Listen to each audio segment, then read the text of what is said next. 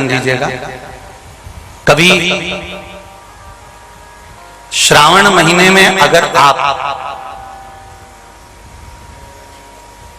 शंकर जी के मंदिर में जाएं और शिव मंदिर किसी वृक्ष के नीचे हो, बट वृक्ष के नीचे हो, चाहे पीपल के वृक्ष के नीचे हो, चाहे वो आंवले के वृक्ष के नीचे हो, चाहे वो बेलपत्री के वृक्ष के नीचे हो, चाहे वो शमी के वृक्ष के नीचे हो, चाहे जिस वृक्ष, कोई भी वृक्ष के नीचे अगर कोई शिवालय है, शंकर जी का कोई मंदिर या शंकर जी का कोई शिवलिंग रखा हुआ है,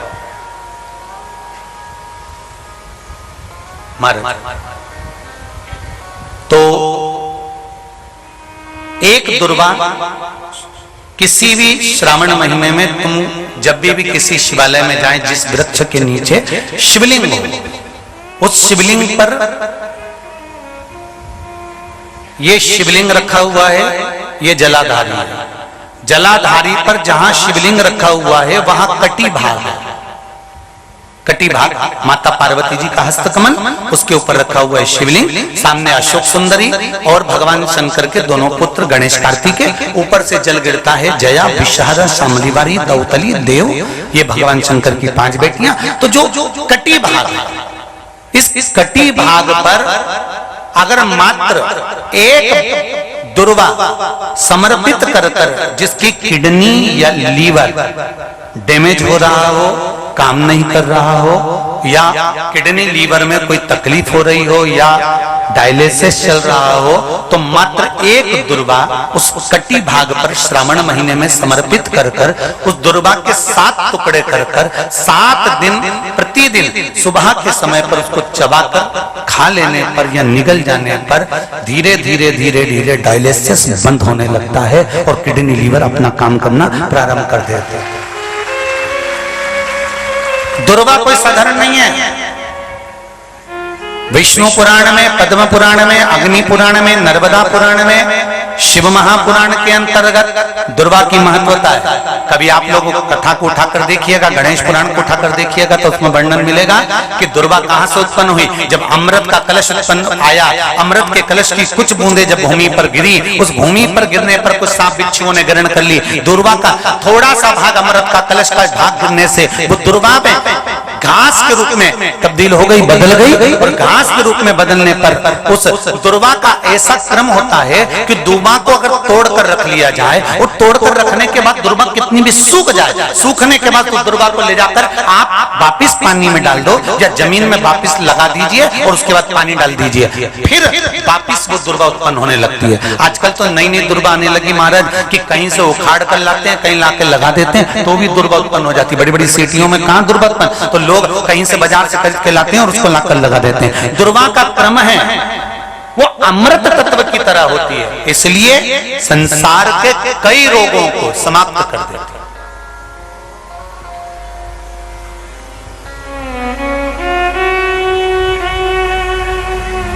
कई रोग,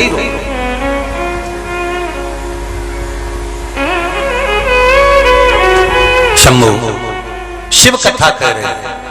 देवऋषि नारद ने पूछा, मेरे जाने के बाद ये लीपन क्यों करा गया है, मेरे जाने के बाद ये गंगा जल क्यों छीटा गया है? कहा तुम नुगरे हो। नुगरे क्या मतलब? तुमने गुरु मंत्र नहीं लिया। देवऋषि नारद को हंसी आ गई। नारद जी मुस्कुरा कर बोले, हंस कर बोले कि मेरे तो खुद दुनिया भर का गुरु हूं, मुझे गुरु मंत्र की क्या जरूरत है?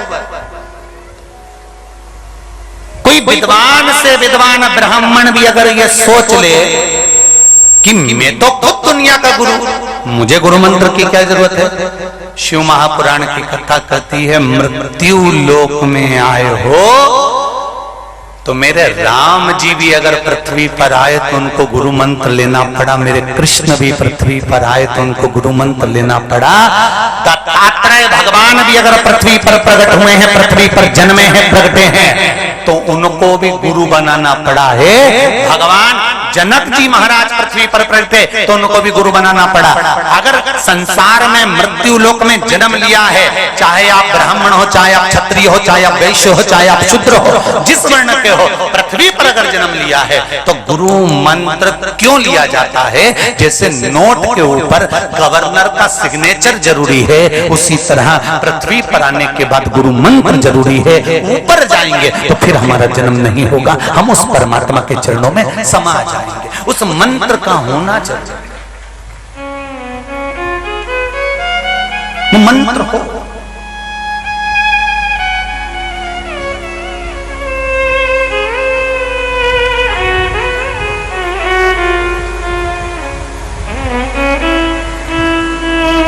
पिछली गुरु पूर्णिमा के समय की शिव महापुराण ने एक बात कही थी,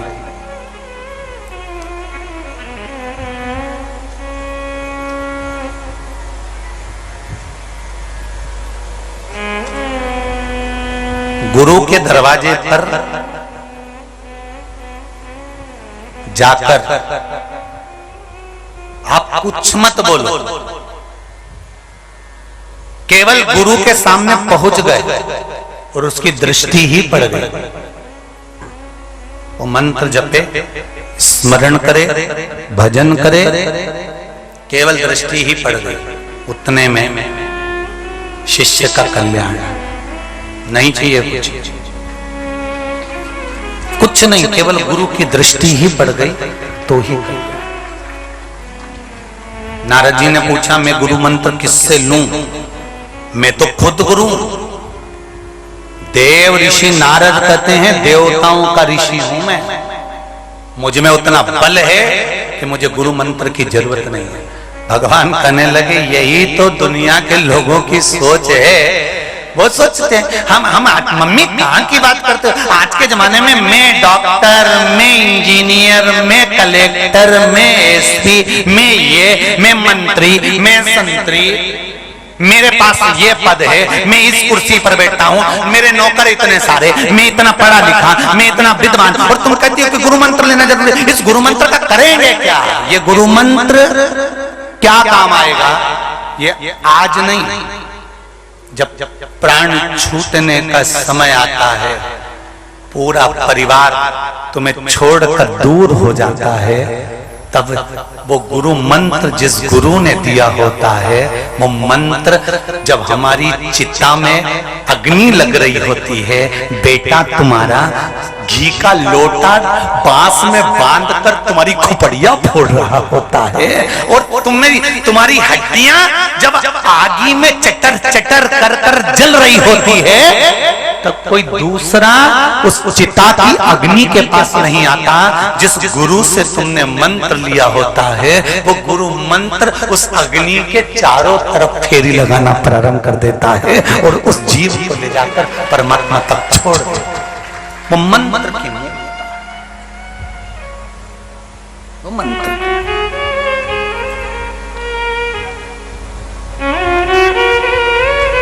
ऐसी प्रेम भिक्षा लाना रे, गुरु ने मंगाई ऐसी प्रेम भिक्षा लाना रे, गुरु ने मंगाई, गुरु ने मंगाई, सतगुरु ने मंगाई, गुरु ने मंगाई, सतगुरु ने मंगाई।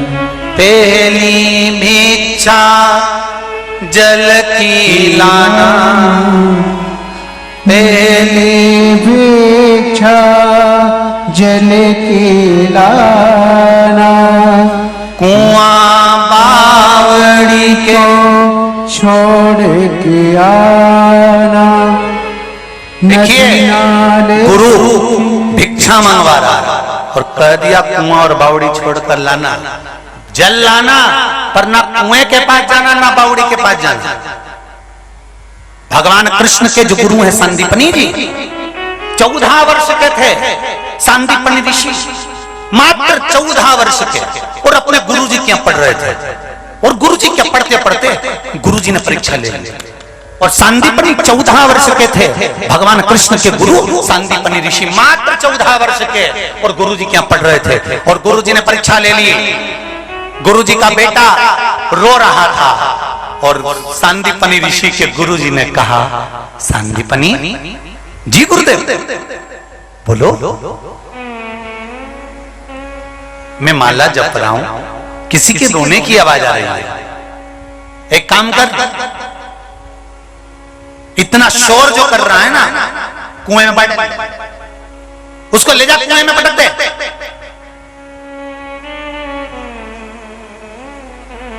चौदह साल के सांदीपनी ऋषि गुरु जी के बेटे को उठा लिए। मां रोटी बना रही है गुरु माता, और 14 वर्ष के सांदीपनी ऋषि गोदी में उठाकर गुरु जी के पुत्र को ले जाकर कुएं में फेंक रहे थे। कुएं में डाल दिया। इतने में गुरु माता ने देखा, आवाज लगा दी, अरे मेरा पुत्र गया, अरे मेरा पुत्र गया, दौड़ो जल्दी से। शिष्य बाकी के बैठे थे सब दौड़ कर गए और बच्चे को तुरंत उठाकर कुएं में से निकालकर बाहर लेकर आ गए। बच्चा नहीं मरा, बच्चा नहीं मरा, पर 14 वर्ष के सांदीपनी ऋषि को 7 के शिष्य जो मारना चालू करे कि ये तो पगला गया है, पागल हो गया है, बावरा हो गया है, मूर्ख हो गया है। बताओ, गुरुजी के बेटे को कुएं में डाल दिया, गुरुजी के पुत्र को कुएं में डाल दिया। गुरुजी के कानों में शब्द गया कि मेरे सांदीपनी को मारा जा रहा है। गुरुजी दौड़कर बाहर गए और दौड़कर जाकर कहा, अरे क्या कर रहे हो, कर क्या रहे हो तुम, ये क्यों मार रहे हो उसको? आपके बेटे को कुएं में डाल दिया इसने, मर जाता, हमने बचा लिया और दिया धर। गुरुजी ने कहा, तुम्हारा गुरु भाई है, जिस गुरु के पास तुम शिक्षा ग्रहण कर रहे हो उस गुरु के पास में ये भी शिक्षा ग्रहण कर रहा है। ये गुरु भाई है, छोड़ो इसको, मत मारो। सांदीपनी को छोड़ दिया। परीक्षा देखिए कितनी प्रबल, कितनी प्रबल परीक्षा है। दिन निकल गए,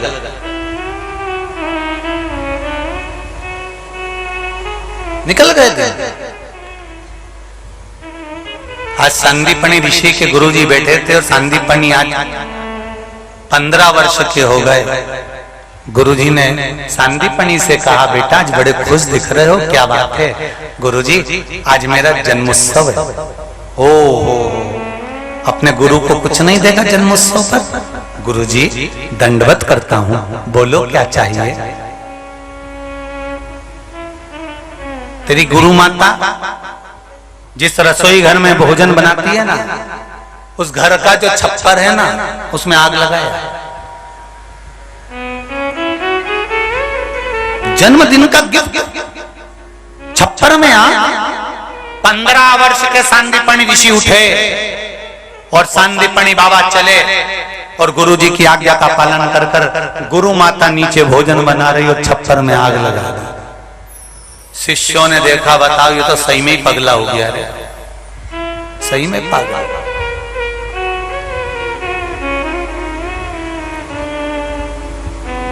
मां नीचे भोजन बना रही और छप्पर में आग लगा दी। ये क्या कर रहा है सांदीपनी? फिर दिया धर धर के। शिष्यों ने फिर मारा। सांदीपनी बिलखा, रोया, चिल्लाया। गुरुजी फिर दौड़ कर आए, क्यों मार रहे हो इसको, क्यों? मां नीचे भोजन बना रही और इसने छप्पर में आग लगा दी। छोड़ो, तुम्हारे साथ पड़ता है, गुरु भाई है तुम्हारा, ऐसे मारना नहीं चाहिए, छोड़ो जल्दी से। गुरुजी ने फिर छुड़ा लिया। परीक्षा है, बड़ी विचित्र परीक्षा लेता है गुरु।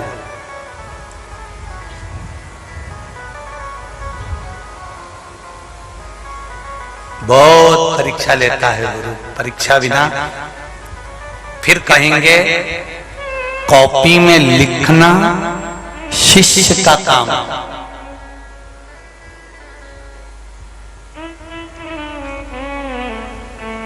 रिजल्ट बनाना गुरु का काम है। कर्म करना आपका काम है, पर उस कर्म का सही फल देना तो मेरे कुबेर भंडारी का काम है कि कैसे देगा। ये आप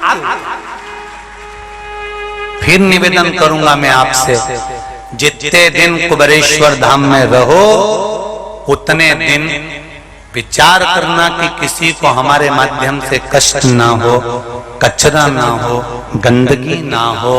भोजन करें, थाली उठाकर साफ कर कर रखें, पानी पिएं, नल बंद करें, कुछ भी क्रम। अगर कहीं गंदगी पड़ी है, कोई सामान पड़ा है, उठाकर डस्टबिन में डाल दें। किसी की एक चप्पल भी हमारे साथ ना चली जाए। हम अगर यहाँ से जाएं तो बाबा देव अधिदेव महादेव हमारे खाली बैग में इतना भंडार भर के भेजते कि जब हम वापिस आए तो खूब लुटा कर। इस गुरु पूर्णिमा में ये 6 जजमान बने हैं शिव महापुराण के। अगली गुरु पूर्णिमा पर आप जितने लोग कथा टीवी पर सुन रहे हो, मोबाइल पर सुन रहे हो और कुबेरेश्वर धाम पर सुन रहे हो, अगली तैयारी आपकी रहेगी, क्योंकि भंडार भरने वाला इतना दे देगा, ये निश्चित है। अगली तैयारी आपकी है। आप उस बाबा से कहकर जाना कि तेरे दरबार में, तेरे धाम से कोई खाली नहीं गया। कुबेरेश्वर बाबा आपका कंकर शंकर है। मैंने सुना है इस भूमि पर जो आता है 3 महीने में वापस लौट कर आता है। अभी वो बेटा कह रहा था, लोग कहते हैं 3 महीने में आते हैं, मैं 3 महीने में 3 बार आ गया। और आप में भी कई बैठे होंगे जो 3 महीने में क्या 1-1.5 महीने में आ गए होंगे। कितने बैठे जरा हाथ उठाओ जरा। ये देखो ढेर पड़े, पीछे से आ गए, रख लो वापस। ये शिव है।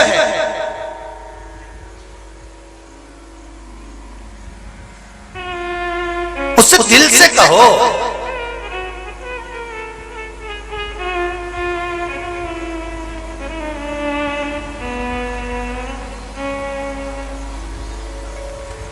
जिस जगह पर कुबेरेश्वर बाबा का मंदिर का निर्माण हो रहा है, गुफा बनाई जा रही है बाबा की, उसमें भले प्रवेश बंद है, पर उसके सामने बैठकर उससे कह तो सकते हो कि तेरे कहने पर मैं आया हूं बाबा, तेरे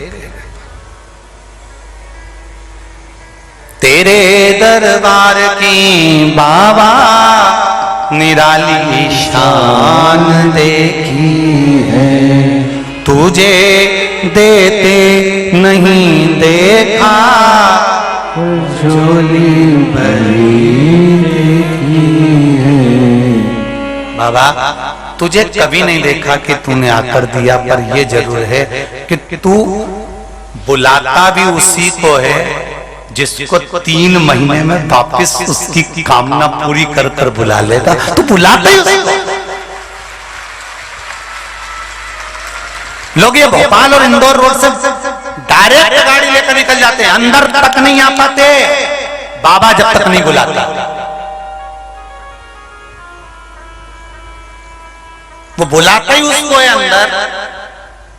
कुबेरेश्वर बाबा अपने दरवाजे में से प्रवेश उसी को कराता है जिसको मनोकामना पूर्ण करके 3 महीने में बुलाना, नहीं तो बुलाता ही नहीं। बाबा को ही मालूम है कि जब मनोकामना पूरी होगी नहीं तो उसको बुला के करूंगा क्या, तो बुलाता ही उसी को है कि इसको बुलाना वापिस बुलाना है तो बुलाना। हाँ, थोड़ा परिश्रम तो करना पड़ेगा, थोड़ा तो परिश्रम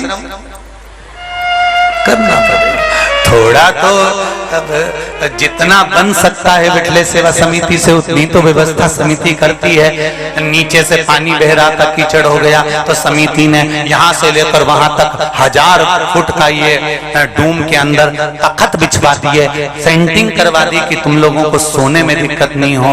और भी भगत लोग इतने बैठे हुए हैं कि बिजासन वेयर हाउस वाले पाटीदार जी ने कह दिया यहाँ जैसे रुकने में तकलीफ हो वहां गद्दे 1000 पटकवा दिए, वहां बड़ा सारा डूम है, 5000 आदमी एक साथ वेयर हाउस के अंदर सो जाए, वहां भी सारे शौचालय आदि व्यवस्था करवा दी। व्यवस्था बाबा ने कर, पर तुमसे निवेदन है कि तुम जरा शिव की भक्ति। मेरे भोले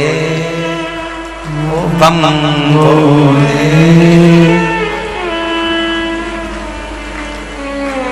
तेरी बाबा तूने बुलाया हमारी सामर्थ्यता। परीक्षा ली गुरु ने, और कितनी कितनी प्रबल परीक्षा है।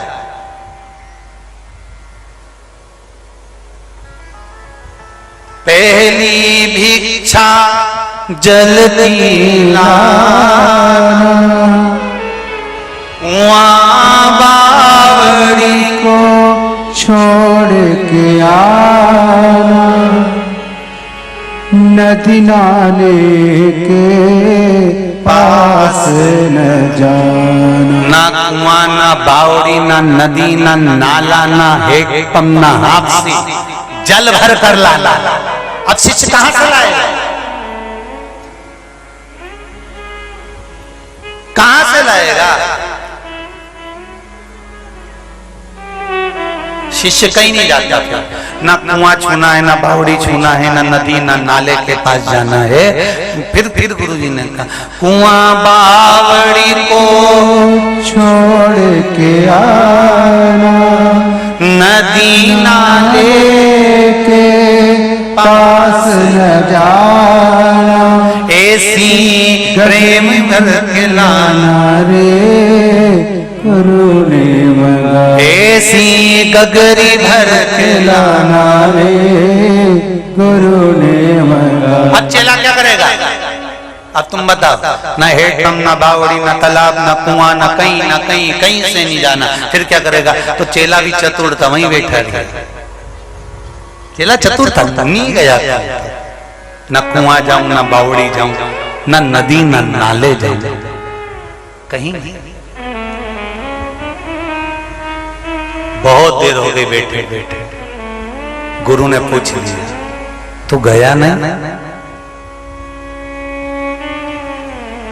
तू गया नहीं? चेला कहता है जितनी तो कुएं में गहराई नहीं उतनी मेरे गुरु में गहराई है। जितनी समुद्र और नदी में लहर नहीं उतनी प्रेम की लहर मेरे गुरु में है। तो क्यों नदी नाले के पास जाऊंगा? जब मेरा गुरु इतना बलवान है तो गगरी यहीं भरा जाएगी। क्यों द्वार? क्यों जाऊं किसी के दरवाजे पर?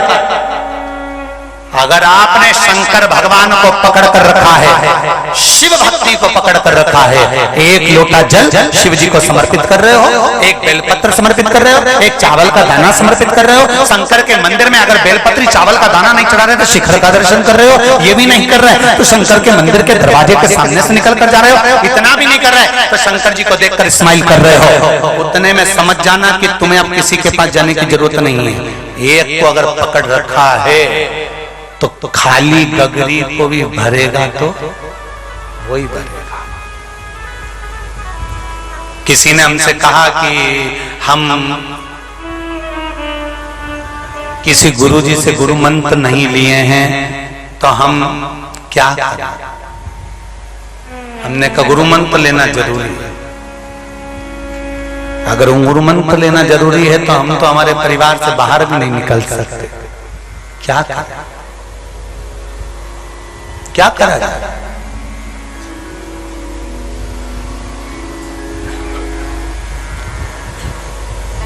कहीं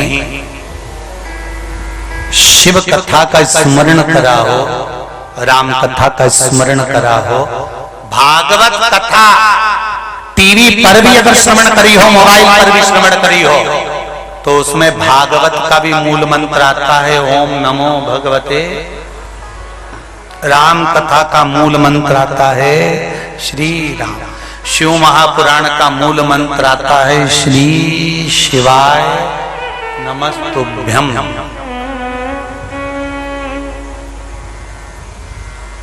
जब पुराण का मूल मंत्र आपके पास में है और आपने दिल से अगर स्वीकार कर लिया है तो ये समझ लो कि बाबा शंकर ने आपको गुरु मंत्र स्वयं प्रदान कर दिया है। भले ना गुरु शिव महापुराण की कथा नहीं है, इसका नाम है शिव गुरु शिव महापुराण की कथा। क्या है?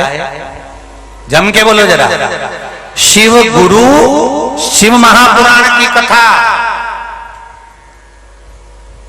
जितने लोग शिव महापुराण की कथा सुन रहे हो, गुरु पूर्णिमा के पावन अवसर पर, श्रावण मेले के अवसर पर सुन रहे हो, ये हृदय में बिठा कर रख लेना कि शंकर रूपी गुरु हमारे जीवन में आ गया। शिव रूपी गुरु, कृष्ण रूपी गुरु, राम रूपी गुरु हमारे जीवन में उतर गए। सांदीपनी बाबा की जैसे परीक्षा हुई, ऐसी भगवान विष्णु ने नारद जी की परीक्षा ले ली। परीक्षा लेकर नारद जी ने कहा मैं और गुरु मंत्र, हाँ गुरु मंत्र तो लेना पड़ेगा। नारद जी ने पूछा कहाँ जाऊं? तो के पृथ्वी पर चले जा। पृथ्वी पर जाकर किससे मंत्र लूंगा? भगवान विष्णु ने कहा जाओ नारद, पृथ्वी पर कल सुबह सबसे पहला व्यक्ति जो मिले उसी से मंत्र ले लो। नारद जी तो भैया तैयार होकर उन्होंने सोचा कहीं का विद्वान मिलेगा, सुबह सुबह तिलक छापा लगा के अच्छी जोरदार खूब बाल माल बढ़ा के कहीं का विद्वान महाराज मिलेगा। और नारद जी जैसे ही नीचे गए तो सवेरे से ही नारद जी बस मुंह ही धो रहे थे, इतने में उनको एक मछुआरा मिल गया, मछली पकड़ने वाला। नारद जी ने कहा हो गया कल्याण, ये मेरा गुरु जो मछली पकड़े, मछुआरा।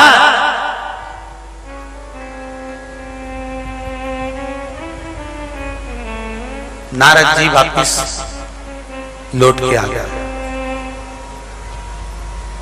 भगवान विष्णु ने कहा गुरु मंत्र ले लिया?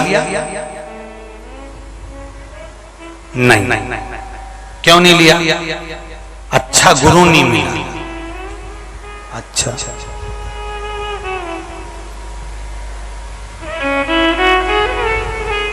कई लोगों की जिंदगी निकल जाती है अच्छा गुरु ढूंढने में, क्योंकि खुद ही अच्छे नहीं है।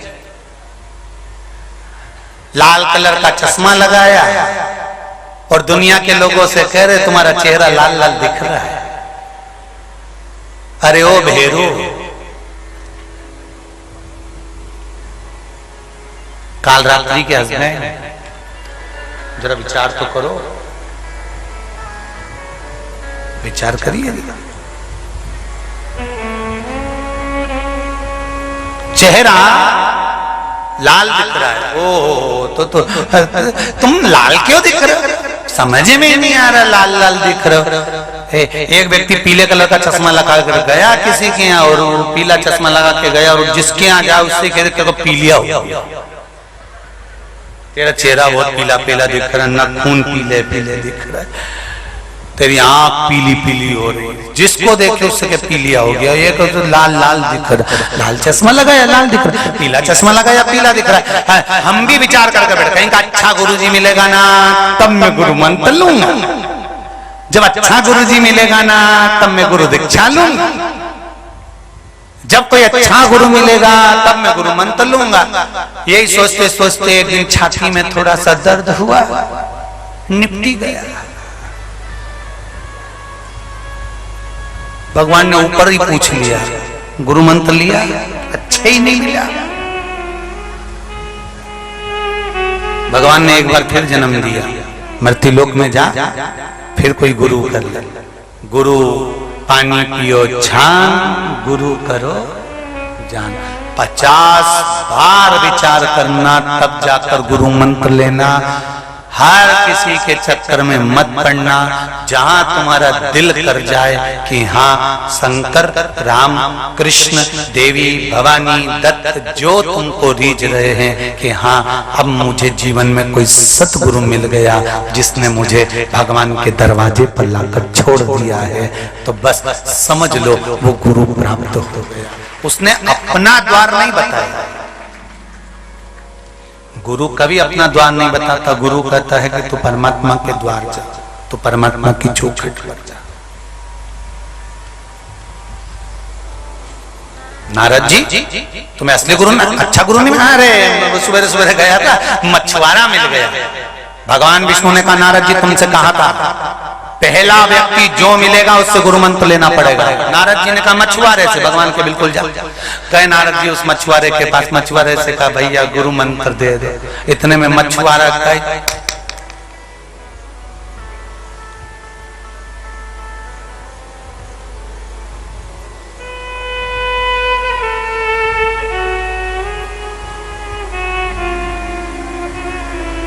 नारद जी एक जगह बैठ गए चुपचाप, वो नाव लेके चले गया मछली पकड़ने, फिर आ गया नारद जी, फिर उठ के आ गए। गुरु मन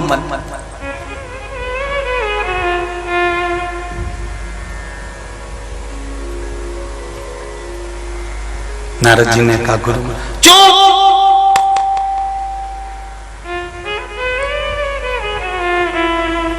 नारद जी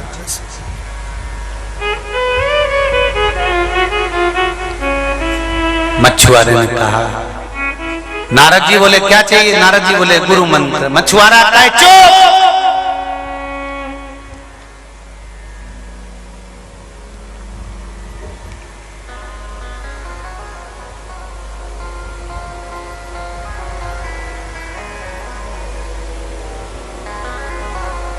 नारद जी ने कहा मंत्र। मछुआरा बोला भी दिया तो। नारद जी ऊपर चले गए वापिस भगवान विष्णु का श्रीमन नारायण। भगवान बोले आगे नारद जी, हाँ गुरु मंत्र मिल गया, हाँ मिल गया, हाँ ऐसा मिला है कि भगवान तो कभी मिल ही नहीं सकता उस मंत्र के बल।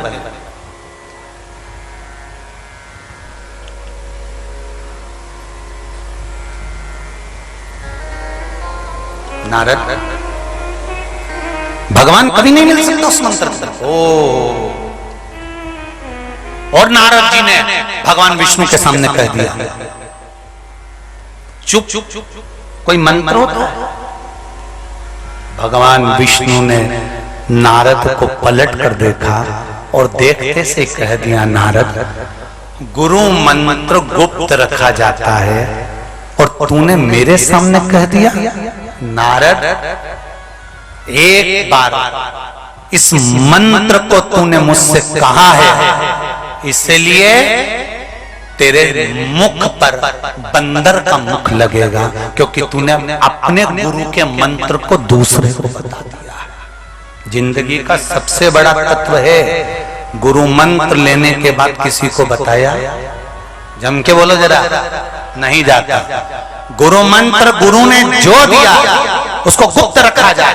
नारद जी को अगर कह दिया था कि चुप चुप चुप, तो चुप वाला मंत्र उसको नारद को धारण कर लेना था, पर नारद जी ने भगवान विष्णु को कह दिया। भगवान विष्णु को लगा, उन्होंने कह दिया तुझे बंदर का मुख लगेगा नारद, तूने अपने गुरु मंत्र को दूसरे को कहा है, दूसरे को जाकर बता दिया। नारद, और सुनो नारद, नारद जी अपने गुरु की शरण में जाओ। नारद जी फिर नीचे आए, उस मछुआरे की शरण में बैठ गए, मछुआरे की शरण में गए। मछुआरा नारद जी को देखता तक नहीं था, वापिस आ गए नारद जी। आकर फिर भगवान विष्णु को नारद जी अपने मछुआरे की निंदा करने लगे। भगवान विष्णु ने कहा, नारद तूने अपने गुरु की निंदा करी है, मैं तुझे श्राप देता हूँ कि तू 84 लाख योनियों में पड़ेगा, चक्कर काटेगा, और 84 लाख योनि के चक्कर काटने के बाद फिर वापिस देवर्षि नारद बनेगा। ये मेरा श्राप है तुझे, जा। देवर्षि नारद आंख में आंसू भरकर पृथ्वी पर आ गए। कौन मुझे बचाएगा? लक्ष्मी जी ने कहा, अपने गुरु जी के पास जा, जिस गुरु की तूने निंदा करी है उसकी शरण तो पकड़ ले।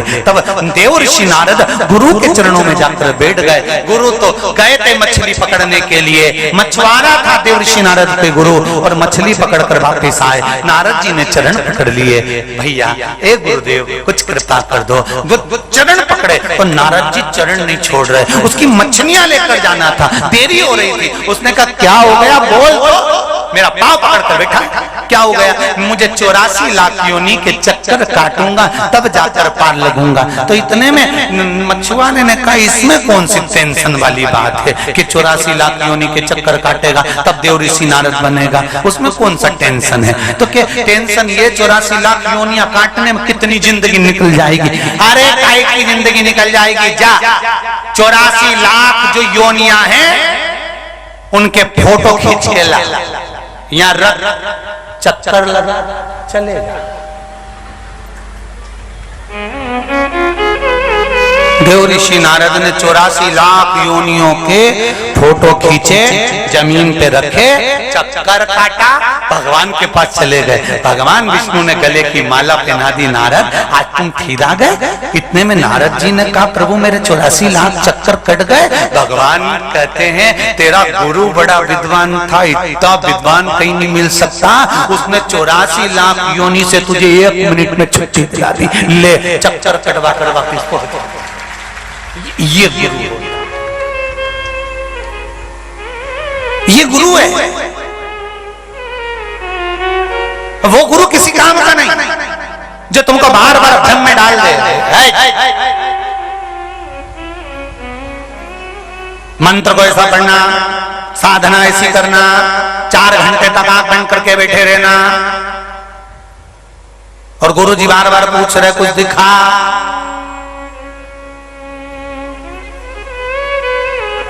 कुछ दिखा, क्या दिखा? कुबेरेश्वर धाम पे मुक्ति बनी है।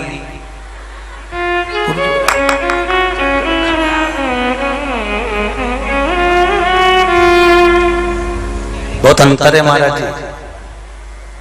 बहुत जगह पर आप जाओगे, लोग आपको बिठाएंगे, आंख बंद करके बिठा देंगे, परंतु शिव महापुराण की कथा कहती है कि मेरे भगवान के द्वार पर जाना तो आंख बंद करके मत बैठना, उससे नैन मिला लेना। एक बार अगर किसी के नैन मिल जाते हैं तो तुम उसके हो गए, वो तुम्हारा हो गया, और तुम्हारा पूरा खर्चा उसका। टेंशन मुक्त। पहले भी कथा में कहा एक बार किसी के अगर नैन मिल जाए नहीं, तो वो कहे ना साधारण मतलब छोरी चोरा के नैन मिल जाए, छोरी का सारा मोबाइल का खर्चा छोरा ही उठा, ओके घुमाने ले जाए, पेट्रोल भी छोड़ा, मीन चाउमीन खिला तो छोरा था। ये तो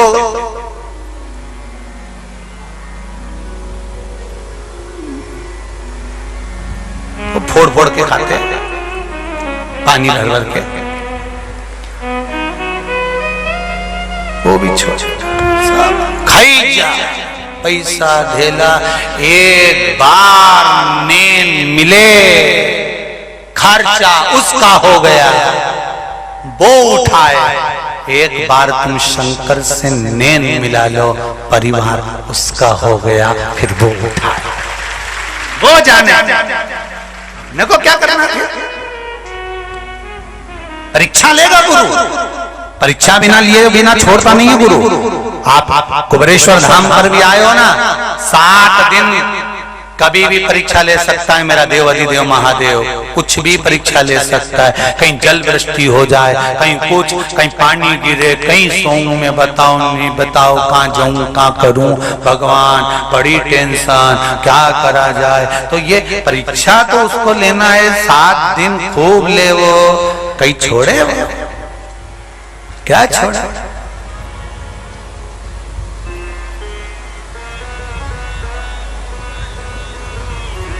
अभी सागर में कथा थी, इससे पहले कैसरवाणी जी कथा करवाए, तो वहां कथा चल रही, भीड़ बहुत आ गई। भीड़ आ गई तो आधे से ज्यादा लोग तो पानी का टैंकर के नीचे घुस के बैठा था।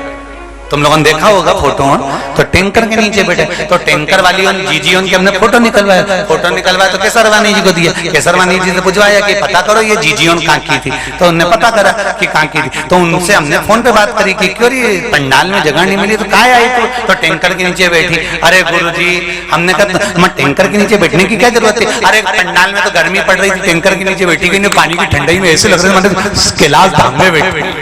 मैंने कहा वाह रे गजब, धन्य है। तो ये तो शिव भक्ति है। बार बार परीक्षा ली जाती है। क्या गुरु परीक्षा क्यों नहीं लेगा? लेगा। सांदीपनी ऋषि की परीक्षा पर परीक्षा गुरुजी ने ली, हर बार परीक्षा ली। जितनी बार सांदीपनी ऋषि 14 साल में आए, 15 वर्ष में आए, 16 वर्ष में आए, परीक्षा पर परीक्षा ली गई। और जब एक समय ऐसा आया सांदीपनी ऋषि के गुरु की शरीर बेकार हो गया, स्वास्थ्य खराब हो गया, पलंग पर पड़ गए, तब गुरुजी ने अपने शिष्यों को बुलाया, मेरे सारे शिष्य आ जाओ। जो बाहर चले गए थे, कोई बहुत विद्वान पंडित बन गया था, कोई बहुत अतिथि गण बन गया था, कोई और सत्ता पर जाकर बैठ गया था, सब अपने अपने पद पर प्रतिष्ठित हो गए थे। तब गुरुजी ने अपने चेलों को बुलाया और चेलों को बुलाकर गुरुजी ने कहा, अब मेरी अंतिम समय आ गया है, मेरा मन करता है कि मेरे पास जो रखा है उसको मैं आप सबको बांट दूं। तो गुरुजी ने अपना आसन, कमंडल, माला, गौमुखी, जो जो सामान गुरुजी का था, अपना प्रिय प्रिय सामान गुरुजी ने अपने चेलों को बांट दिया।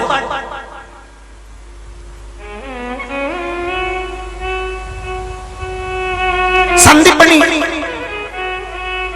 बाबा दरवाजे पर खड़े थे, एक एक को अंदर भेज रहे थे, जाओ गुरुजी बुला रहे हैं, जाओ गुरुजी बुला रहे हैं, जाओ गुरुजी बुला रहे हैं। आखिरी में संदीपनी ऋषि पहुंचे गुरुजी के पास, प्रणाम करा, गुरुदेव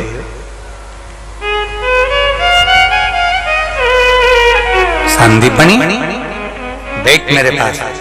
हाँ, गुरु ने बाहें फैला दी, संदीपनी को गले से लगा लिया, संदीपनी को गले से लगाकर गुरु ने संदीपनी के मस्तक को अपनी गोदी में रखा। संदीपनी उठ, थोड़ा सा मुझे उठाएगा। संदीपनी ऋषि ने अपने गुरु को हाथ पकड़कर धीरे से कंधे पर हाथ लगाकर गुरु को उठाकर बिठाया। गुरु ने संदीपनी ऋषि का शीश अपने गोदी में रखा, बालों पर हाथ रखा, मस्तक पर हाथ रखकर कहा, संदीपनी आसन मैंने दूसरे को दे दिया, कमंडल दूसरे को दे दिया, गौमुखी माला दूसरे को दे दी। संदीपनी ये घर मैंने अपने बच्चे को दे दिया, नहीं देता धर्मपत्नी के माध्यम से मेरे द्वारा जो पुत्र हुआ है उसे नहीं देता तो दोषी कहलाता, मैंने उसको दे दिया। संदीपनी एक वस्त्र भी मेरे पास में नहीं है तुझे देने के।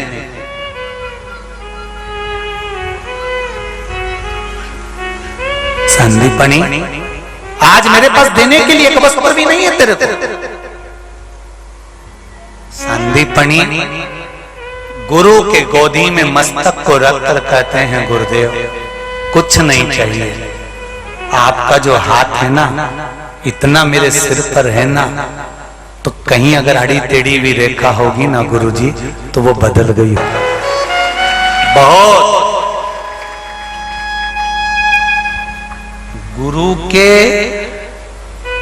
नयन मिल जाए, हस्त कमल रखा जाए, चरण की रज कहीं उड़कर मस्तक चढ़ जाए, इतना ही बहुत है ना गुरुदेव। गुरुजी ने कहा, संदीपनी पर मैं भी गुरु हूं ना, बिना दिया कैसे भेज सकता हूं तेरे को? मैं बिना दिए तुझे कैसे भेज सकता हूं?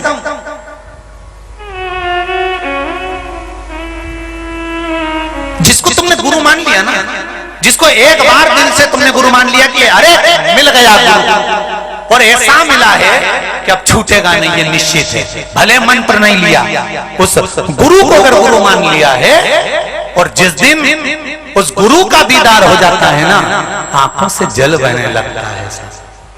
अब मिला है, कुछ मत देना पर अपनी शरण जरूर देना। गुरु निकला, रजली मस्तक चढ़ा ली। संदीपनी क्या दूं, मेरे पास में देने के लिए नहीं है। गुरुजी ने जब देखा मेरे पास देने के लिए कुछ नहीं है, 4 बार गुरुजी ने सांदीपनी से कहा कि कुछ अब तेरे को यहाँ दिख रहा हो तो कुछ मांग ले, कुछ हो तो ले जा। सांदीपनी कहते हैं गुरुवर कुछ नहीं।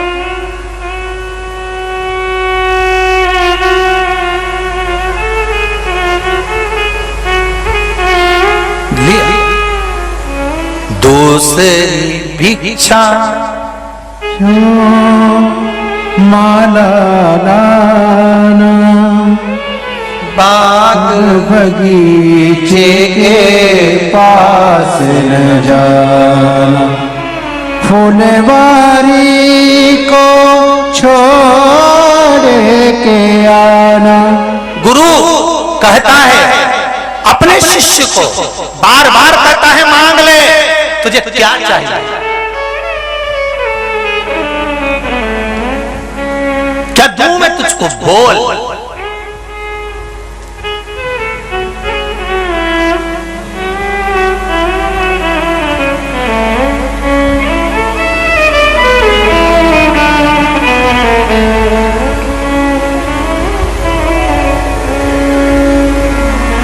क्या दूं मैं तुझको?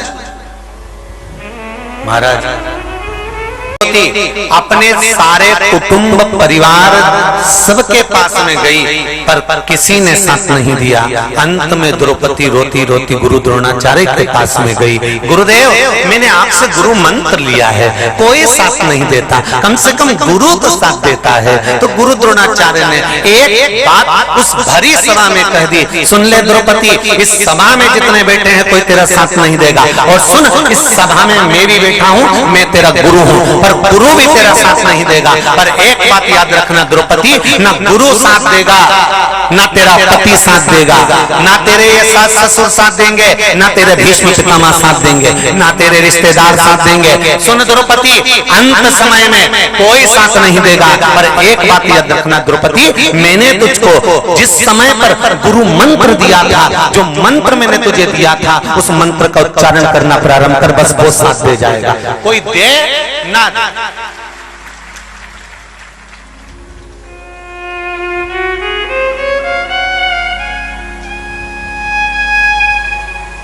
अच्छा, दुनिया के लोग इतने चतुर हैं, पढ़ना कुछ नहीं चाहते।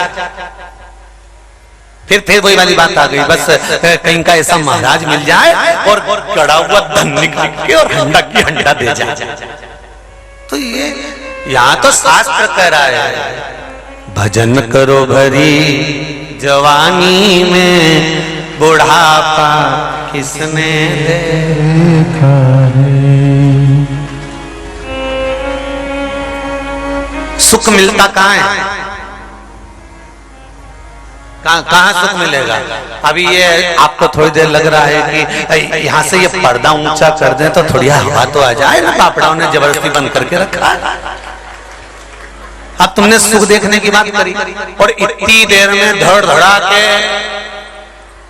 दादा उन बरस जाए, फिर थोड़ी देर बताओ, समिति वालों को यहां से बंद कर देना था, पानी रुक जाता। अब जो पीछे बैठे हैं ना, वो सोच रहे होंगे जो आगे बैठे हैं वो सुखी हैं, और जो आगे बैठे हैं ना,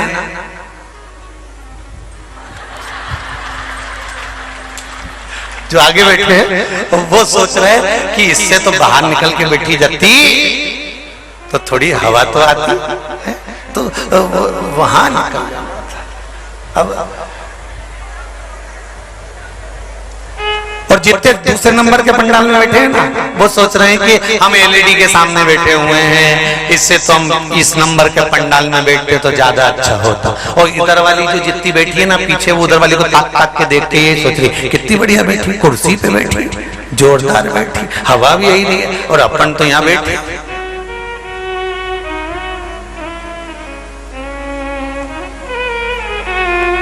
सुख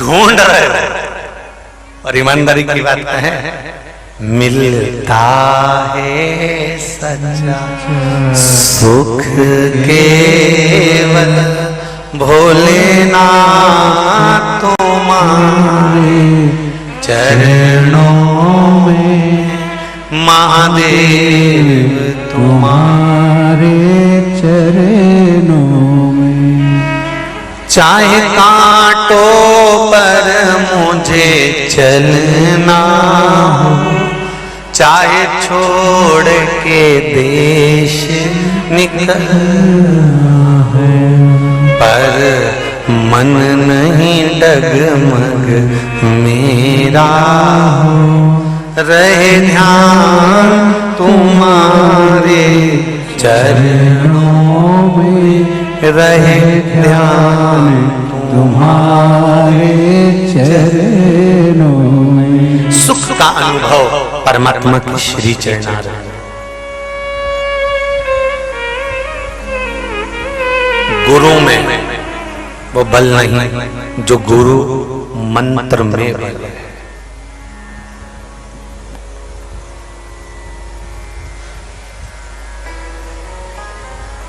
आप में से कितने लोग हैं जिन्होंने राम जी का दर्शन करा त्रेता में? तुम तो हंस दिए। अरे बोलो तो सही, कितने लोग हैं यहाँ पर जिन्होंने राम जी का दर्शन त्रेता में करा? एक नहीं है, सब नित्य पड़ा।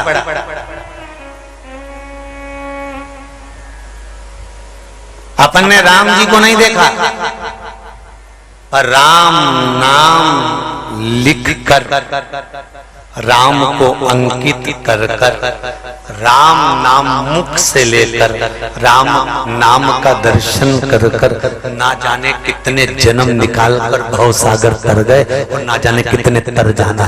केवल मंत्र पर, केवल नाम का स्मरण, केवल मंत्र उच्चारण से।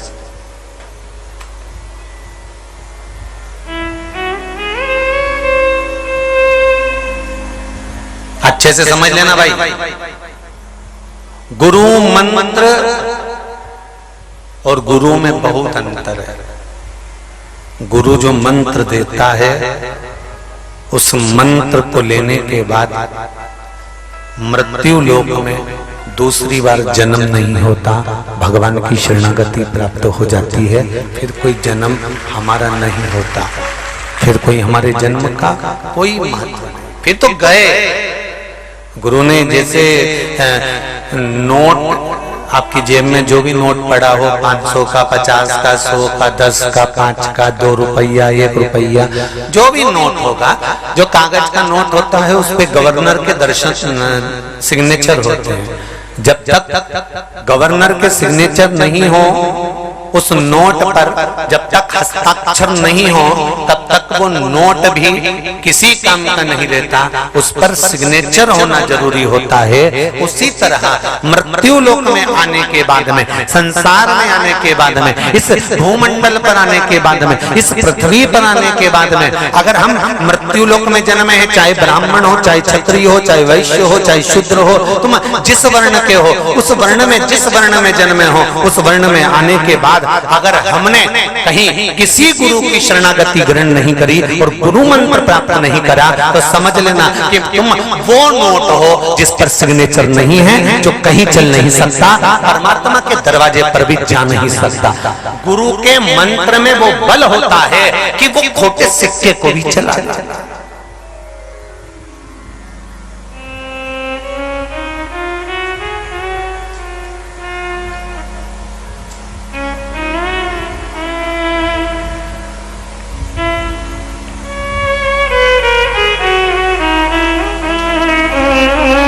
सिक्के को भी चला, उस मंत्र में बल होता है।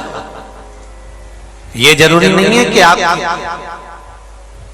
बहुत विद्वान, बहुत कहीं से ढूंढ कर, कहीं 1008 लिखा हो, 108 लिखा हो, बहुत बड़े पीठाधीश हो, बहुत बड़े मठाधीश हो, तब आप गुरु मंत्र ग्रहण करें। यहाँ तो श्री शिव महापुराण की कथा कहती है, भगवान की पावन कथा वर्णन करती है कि एक बार देव ऋषि नारद जब भगवान विष्णु के यहाँ आए, तो भगवान विष्णु के यहाँ पर देव ऋषि नारद को बुलाया गया।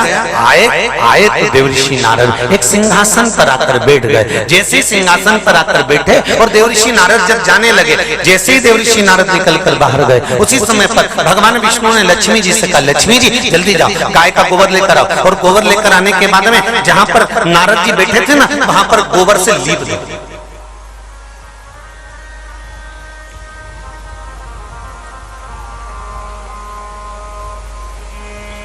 जाओ जरा गोबर लाओ और गोबर से लिपो। पूछा, ये गोबर से लिपवा क्यों रहे हो? नारद जी अभी तो उठ कर गए यहां से, और आप कह रहे हो कि गोबर से लीप। तो नारद जी जहां बैठे थे वहां गोबर से लिपो। क्या नारद जी अशुद्ध हैं? नहीं नहीं नहीं। फिर नारद जी नुगरे। नुगरे का मतलब होता है नारद जी जो दान करेंगे वो दान सिद्ध नहीं होगा। नारद जी जिस मंत्र का जाप करेंगे वो मंत्र सिद्ध नहीं होता। नारद जी जिस तीर्थ में जाकर दर्शन करेंगे वो सिद्ध दर्शन नहीं कहा जाएगा। क्यों? क्योंकि नारद जी ने किसी से गुरु मंत्र नहीं लिया, गुरु दीक्षा नहीं ली, गुरु मंत्र ग्रहण नहीं करा। देवऋषि नारद वापिस पलटकर बाहर आए। वापिस देवऋषि नारद आए और देवऋषि नारद जैसे ही दौड़ कर आए तो देवऋषि नारद जी ने भगवान विष्णु से कहा कि मेरे जाने के बाद तुमने गोबर से क्यों मेरे सिंहासन को लिपाया? जिस सिंहासन पर मैं बैठा था, जिस आसन पर मैं बैठा था, उस आसन को आपने गोबर से लिपा दिया। तो भगवान कहने लगे, तुम नुगरे हो, तुमने मंत्र नहीं लिया, तुमने किसी गुरु की शरणागति ग्रहण नहीं करी, तुम किसी गुरु के चरणों में नहीं गए, तुम किसी गुरु के पास जाकर 2 क्षण नहीं बैठे, तुमने किसी गुरु के धाम में जाकर कभी बुआरी नहीं लगाई, तुमने किसी गुरु के दरवाजे पर जाकर कभी झूठन का स्मरण नहीं करा, तुमने किसी गुरु के दरवाजे पर जाकर कभी आसन नहीं लगाया, तुमने किसी गुरु के दरवाजे पर जाकर कभी कोई नित्य का आनंद में भगवत भजन कर्म नहीं किया, तुमने किसी गुरु के दरवाजे पर जाकर कभी यज्ञ दान पुण्य भजन स्मरण कीर्तन मंत्र जाप नाम जाप कभी नहीं किया, इसलिए तुम नुगरे माने गए। क्यों कहता है हमारा संत भाव? भारत की भूमि के जितने भी आश्रम में जाना, भारत की भूमि के जितने भी मठों में जाना, भारत की भूमि के जितने भी संतों के पास जाना, आप अपना भोजन ग्रहण करोगे और भोजन ग्रहण करने के बाद आप अपनी पत्तल उठाकर फिर डस्टबिन में डालोगे। बोलो सही है कि गलत है? भारत की भूमि के जितने भी आश्रम में, जितने भी मठों में, जितने भी संत जहां निवास करते हैं, ऐसी पावन धरा पर जाकर देखना, आप अपना भोजन ग्रहण कर पत्तल को उठाकर डस्टबिन में फेंकोगे, एक साइड ले जाकर डालोगे, अपना जूठन खुद उठाओगे, और एक अन्न का दाना भी अगर नीचे पड़ा हुआ है तो उसको उठाकर डाल दोगे कहीं कचरे में, कि कहीं उठाकर फेंक दिया जाए। उसका कारण क्या होता है?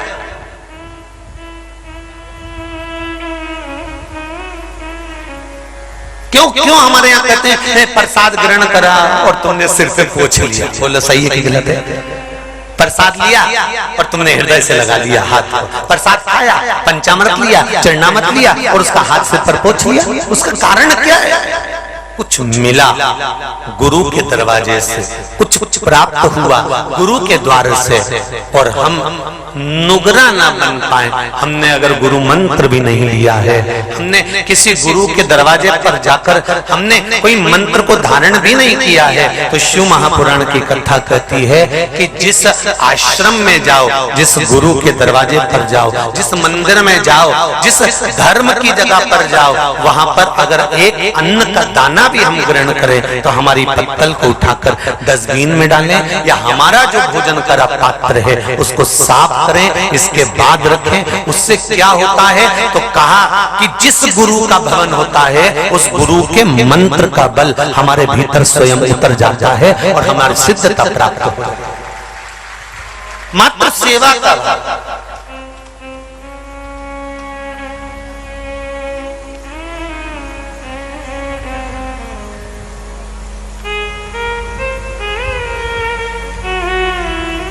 दो मूर्तियां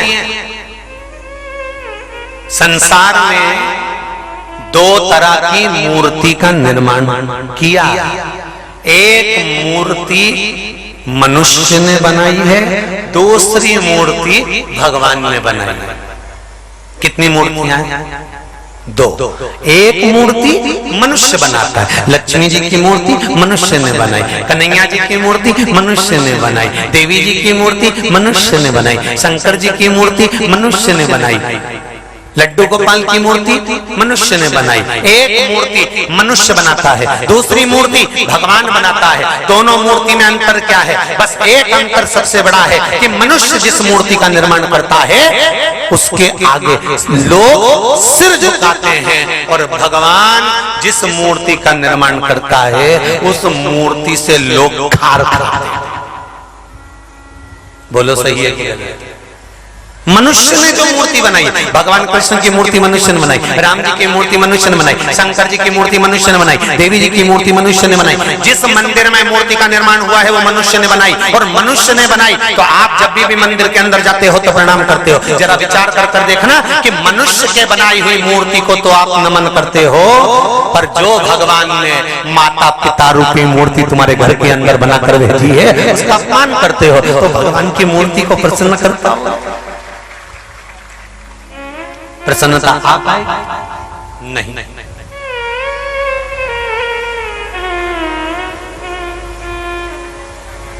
सुख अनुभव हो।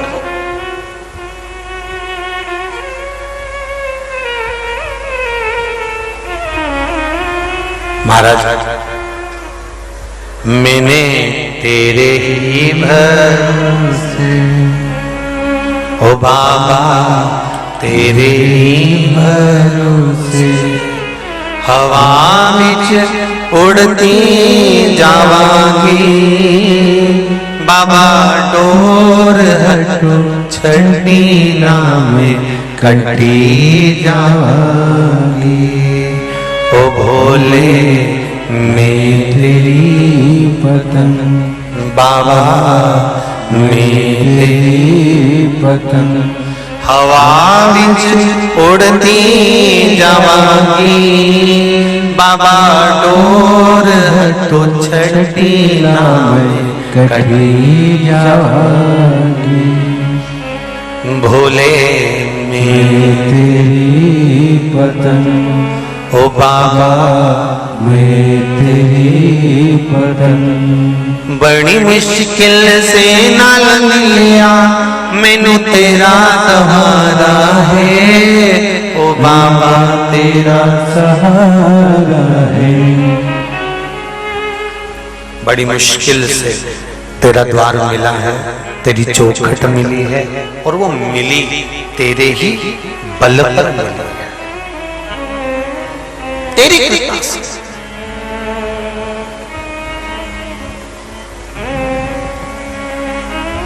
कितने सारे पत्र हैं देखिए, ये भी हैं, यहाँ भी ढेर लगे।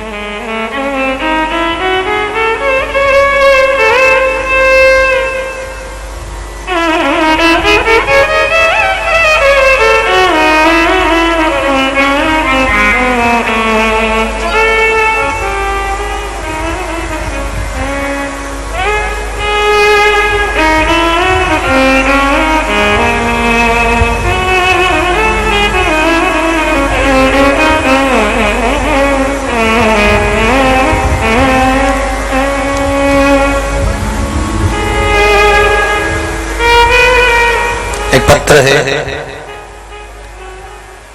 शानू जी राठौर, द्वारकाधीश जी की नगरी झालरा पाटन, जिला झालावाड़, राजस्थान से हैं। कहीं बैठे हो तो हाथ हिलाइएगा। अच्छा पीछे हैं क्या? तो ना हाथ हिला दो एक बार, ऐसा। हाँ ठीक है, दिख गए, बिल्कुल आखिरी में। हर हर महादेव। पत्र में लिखा है,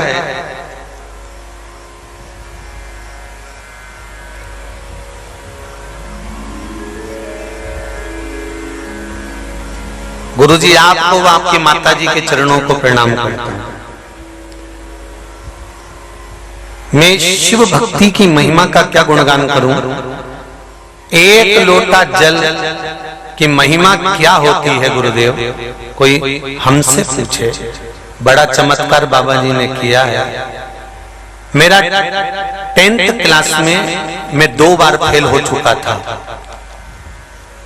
2019 व 20 में हम आपकी कथा 2021 में श्रवण करा। जब 2 वर्ष मेरे 10th क्लास में फेल हो चुका, तब 2021 में कथा को श्रवण कर हम आपकी कथा 2021 में श्रावण माह से सुनने का जो स्मरण करा, फिर जब से ही शिव भक्ति का लगन लगाया और बाबा की कृपा से एक बेलपत्र में जो शहद लगाने का आपने बताया था, वो हमने कर फिर एग्जाम दिया और बाबा की कृपा से मैं उत्तीर्ण हो गया। जो लोग मुझे ताना देते थे, अब वह भी मुझे पीठ थपथपाते हैं।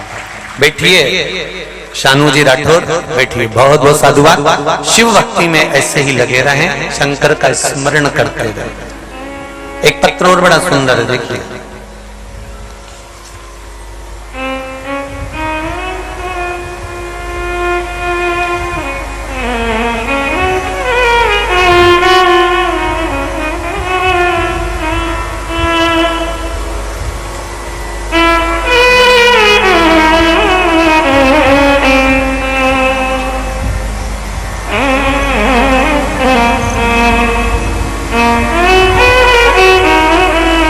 मैं जवाहरलाल रामप्रसाद जी जायसवाल जी कहीं बैठे हैं? बैठे आप ही हैं। दोनों हाथ हिला दो जरा, एक बार दोनों हाथ हिला दो। हर हर महादेव।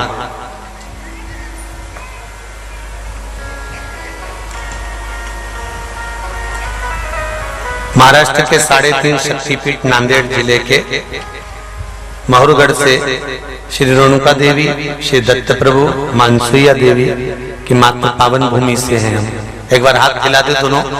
हर हर महादेव। हमारा परिवार बाबा देवादिदेव महादेव की कथा आपकी श्रवण करता है।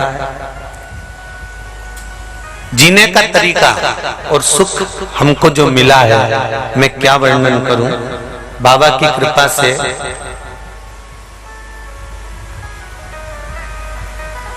एक भव्य गेस्ट हाउस मेरे शंकर ने मेरा बनवा दिया है, इसलिए बाबा को नमन करने के लिए आया हूं। और बहुत अच्छे से ये गेस्ट हाउस और होटल सब चल रही है, शिव की कृपा से चल रही। बैठिए जयसवाल जी, बहुत बहुत साधुवाद। बाबा की कृपा। शिव भक्ति होती किसे?